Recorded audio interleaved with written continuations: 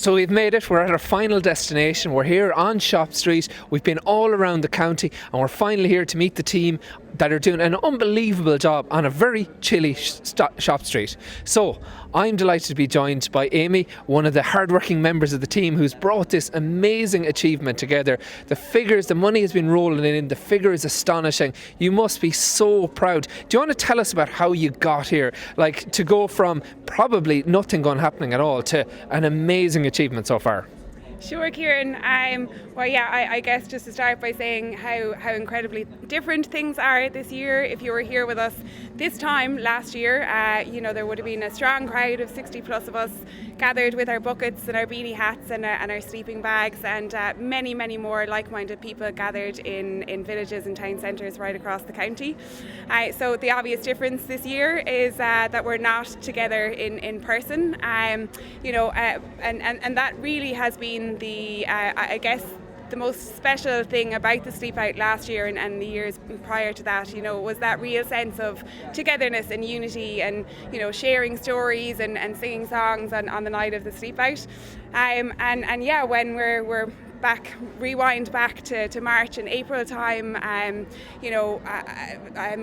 the pandemic came at a time where the fundraising team had really, just about finished our mapping out our activities for the rest of the year, and overnight, as with many other things, that changed drastically.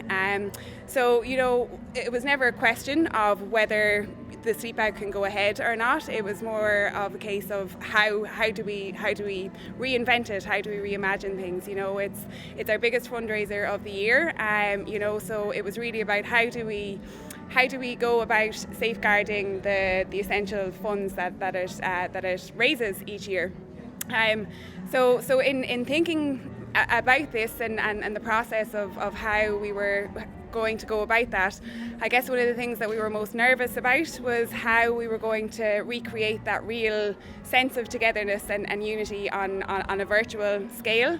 It goes without saying that we're just blown away by the response, and not only have we managed to recreate it on a virtual scale, we've done it on a global scale. I think Karen mentioned earlier, we've got people taking part in almost four corners of the globe, as well as many others, in places right across the West here, and it's just phenomenal to see. The engagement online has just been heartwarming, and really, particularly to think that at a time when we're all facing our own personal challenges, that there's still such an appetite to come together and to stand in solidarity with those who are less fortunate than ourselves.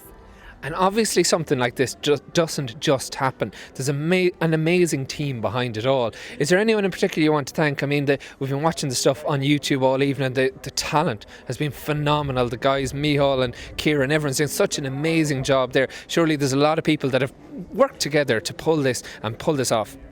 Countless people, Kieran, countless. And I'll just start by apologising in advance if I leave anybody out, because it has been an immense collaboration, and I guess that's really not to take away from the incredible pain and suffering and disruption that the pandemic has brought about, but that really is one of the positives of everything that has of these past number of months is the reignition of that sense of community, and people coming together for the greater good.